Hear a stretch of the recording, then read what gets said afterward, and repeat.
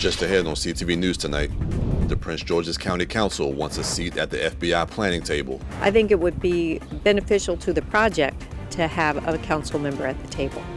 Plus, the Prince George's Economic Development Corporation talks Small Business Week. And we're at the National Harbor for the 2024 DC Boat Show.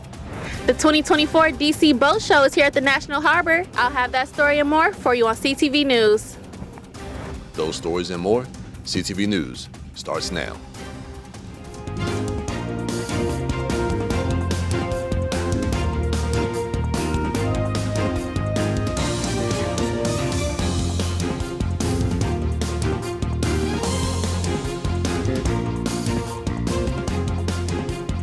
Good evening, I'm Mariah Jalad with a CTV News update. Thanks for joining us. Well, the Prince George's County Council is asking to be involved in planning as the FBI move from DC to Greenbelt prepares for launch. A recent federal report has the new headquarters construction set to start in 2029. Council Chair Jolene Ivey sent a letter to Maryland's congressional delegation asking for a voice in the planning process. Ivey's request would entail having a representative from the County Council participating in conversations and plans made by the General Service Administration. To me, it's just really important that the County Council have a seat at the table just because we represent the people, right? We are close to the residents who we serve, and we want to be able to be their voice when this project is going through the process. So we know that the federal government has their own rules and they can ignore us, and I accept that. However, I think that it would be better for everyone if we were there so we could be there to talk to them about what's going on, if there's noise that's bothering people during the process, anything they might want to see that could be done differently. It's better to hear things sooner rather than later. So I think it would be beneficial to the project to have a council member at the table. The new headquarters is expected to bring 2,000 jobs to Prince George's and an estimated $4 billion in economic activity. And the Biden administration has published a rule expanding DACA healthcare access. The move will allow 100,000 uninsured people in the Deferred Action for Childhood Arrivals program to enroll in state-run or private health insurance plans. Earlier this year, Maryland lawmakers passed the Access to Care Act, allowing undocumented immigrants to more easily purchase private health care coverage off the state's insurance marketplace. The new rule goes into effect November 1st. And for more than 60 years, the nation has recognized Small Business Week. This year's theme, Building on the Small Business Boom. The Prince George's Economic Development Corporation defines a small business as one with 50 or fewer employees, which in Prince George's is 95% of all businesses registered in the county. The EDC offers resources to small businesses year-round. Next week, the agency is launching a new AI program aimed at helping small business owners. We are going to be starting an artificial intelligence training program for the Prince George's County small business community. This will be done in conjunction with the University of Maryland, 2 professors, and we'll be offering a certification program to give our small businesses training in how to use artificial intelligence, this new technology that's going to really change, I think, it's going to change the world.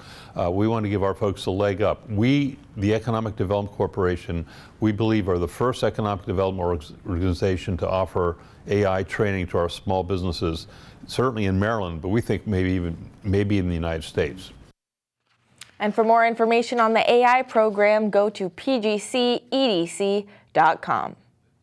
And County Executive Angela Alsobrooks has issued an executive order regarding the responsible and ethical use of artificial intelligence across all county agencies. The executive order calls for the formation of a task force made up of members from county agencies. The panel will develop strategies, acceptable use policies, and governance models. For more information, go to the web address on your screen and enter artificial intelligence in the search bar. And you're watching CTV News. I'm Mariah Jalad. Still to come, an organization is hosting a friendship walk at the University of Maryland this weekend. We'll have the story after the break.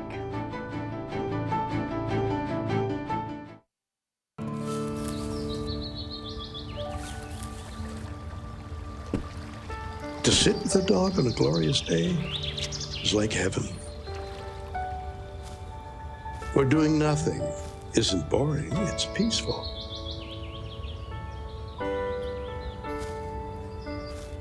When the right dog finds the right human, it's as if it always was and always will be.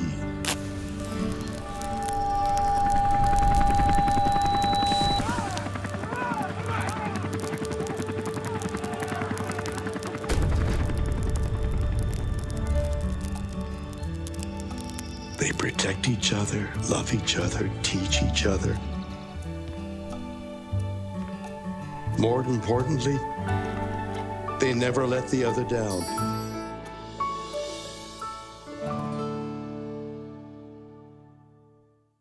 Hall of Fame defensive back Darryl Green for Health Playbook.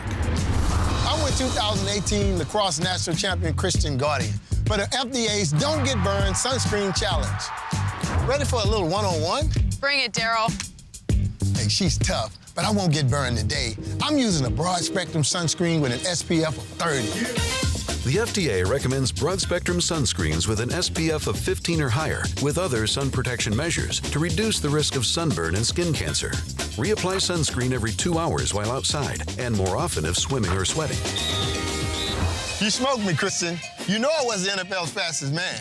That's why I use a sunscreen with an SPF of 50 so I wouldn't get burned by you and the sun. Great game plan.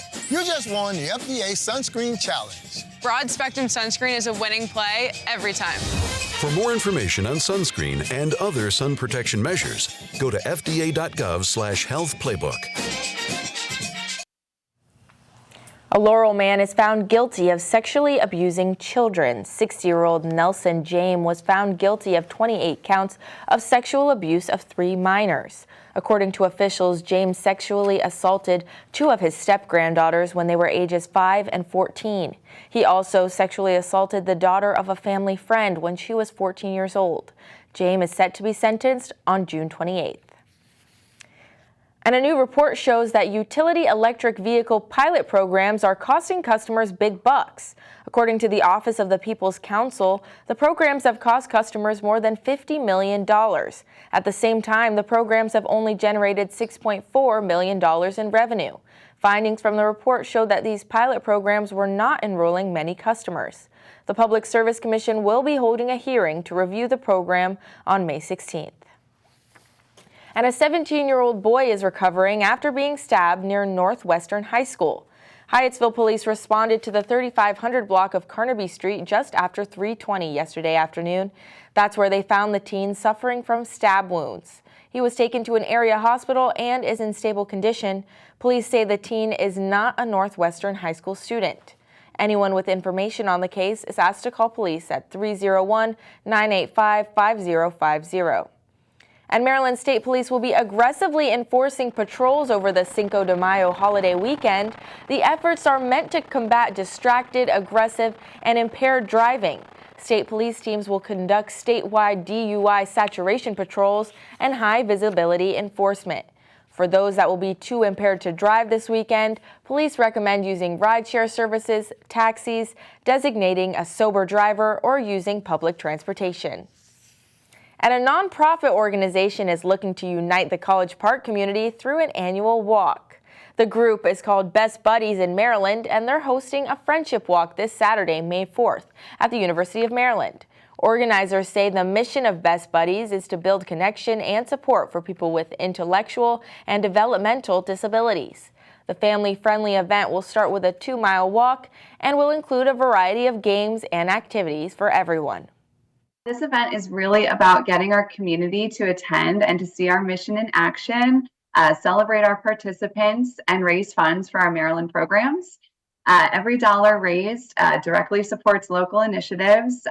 It is bright and early, and hopefully we avoid the rainy weather that's coming, but I will say, rain or shine, we always have a good turnout and always have a great time.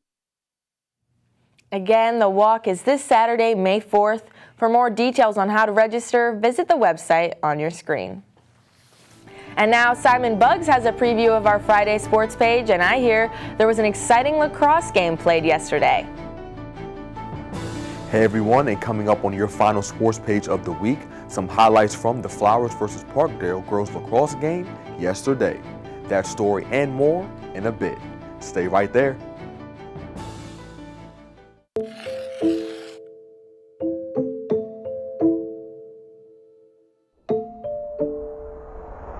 The threat of child online exploitation has never been bigger. In the 20 years I've been working, I've never seen this many leads come in. We see that taking different forms, but essentially it's when an adult offender is targeting a juvenile in the online or digital environment with the ultimate goal of some sort of sexual victimization. People don't know that this crime is happening at such an alarming rate because it is uncomfortable to talk about. Bringing it to the forefront can help prevent the crime from happening in the first place. One of the things that we always want parents to understand is predators go where the kids are. In the past, playgrounds, parks, public places, that's where offenders would go. Now, the digital environment is the playground for these kids. The Know to Protect campaign will educate and empower children, teens, parents, trusted adults, and policymakers to prevent and combat online child sexual exploitation and abuse. It's never too late to start talking about this threat with kids and teens in your life. Taking a few simple steps can prevent your child from becoming the next victim. Join us and visit knowtoprotect.gov to learn more about what you can do to prevent online child exploitation and abuse.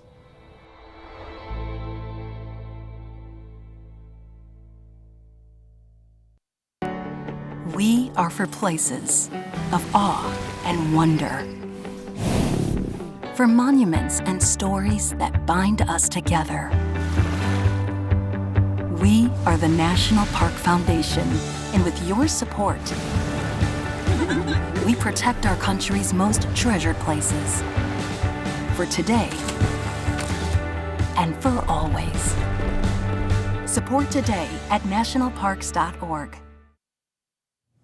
Welcome back. The DC Boat Show is at the National Harbor this weekend, and CTV News' Sierra Jackson was down on the Potomac to kick off boating season. We're here to show and here for people to touch and feel these things. I'm here at the National Harbor where the 2024 DC Boat Show has pulled into port. We thought about doing multiple events throughout, up and down the Potomac. And then when we settled on National Harbor, it really just came down to the fact that this is just a natural venue space. The location is easy access for those in Prince George's County and across the DMV who are just getting into the boating lifestyle. Our mission here at the DC Boat Show is to activate people boating on the Potomac, to show people how easy it is to boat on the Potomac, down to the bay, down to the islands, and just to become part of that boating lifestyle. You can charter a boat, you can charter an hour cruise on the river, you can go on the bay, and you can do a weekend catamaran trip. So we want to show everybody different levels of boating. There's boat clubs here. Yacht consultant Lloyd Cooper says the sail is just part of the ride, but boating maintenance is also a priority. That's probably part of our ongoing job is making sure people extract maximum value out of the boat. So definitely teaching along the way is for sure part of the job. And if traditional boating isn't your thing, you might be able to test the waters with a jet car. It has a Yamaha engine, 1.9 liter engine, 200 horsepower. They come equipped with stereo systems, GPS, navigation. We customize them to do underwater lights. There's spoiler kits, you can see there's a spoiler, things like that. We could add windshield wipers, et cetera, et cetera. But it's essentially, like one of the new watercraft that you'll see out on the Potomac this year. The DC Boat Show will be at the National Harbor today through Sunday. Sierra Jackson, CTV News. For more information on boating, how to get involved, and other upcoming events, visit dcboatshows.com.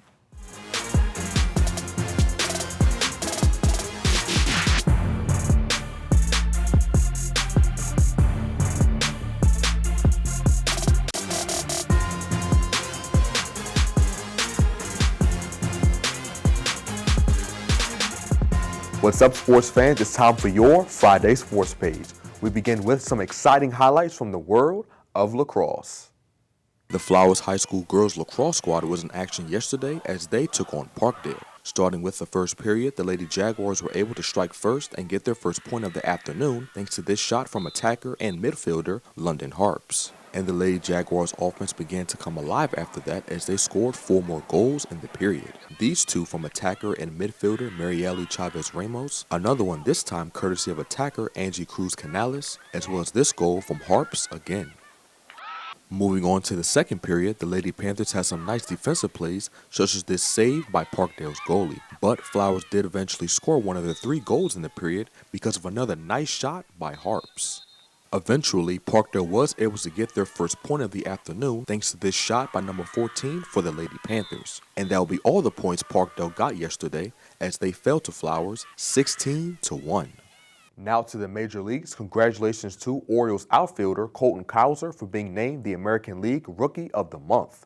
The 24-year-old hit .303 to go along with 6 homers, 18 RBIs, and 12 runs scored between March and April. The Texas native also led all rookies in RBI, slugging percentage, and extra base hits with 13 during that span. Another player from the Orioles that was also recognized for his great play was third baseman and shortstop Gunnar Henderson, as he was named the American League Player of the Month. Henderson recorded 10 home runs, 24 RBIs, 3 doubles, and 3 triples during his campaign. The 2023 Silver Slugger winner tied for the major leagues in home runs and led all American League Conference hitters in slugging and total bases with 73. Cowser, Henderson, and the rest of the Orioles will take the diamond tonight against the Cincinnati Reds at 6:10. And that wraps up your Friday Sports page. Simon Bugs, CTV Sports. Thanks, Simon. Now let's get a quick check on our rainy weekend weather forecast. Tonight, it's mostly cloudy with a low of 52. And Saturday, grab your umbrellas as showers are likely all day with a high of 60 and a low of 55. Sunday, rainy with a possible thunderstorm. Temps will reach 71 during the day and fall to 64 at night. Monday, the wet weather continues with a high of 78 and a low of 63. And now for the community calendar, Rise and Dine. Come out to the Camp Springs Senior Activity Center for a breakfast on the go cooking demonstration. During this demonstration, you'll learn how to make a nutritious and time-saving breakfast with overnight oats and a refreshing Blueberry Bliss smoothie. It takes place May 15th from 1 until 2 in the afternoon. For more information, call 240-972-1988. And that wraps up our CTV News Update. I'm Mariah Jalad. Join us again on Monday for more local news. Have a great weekend. Good night.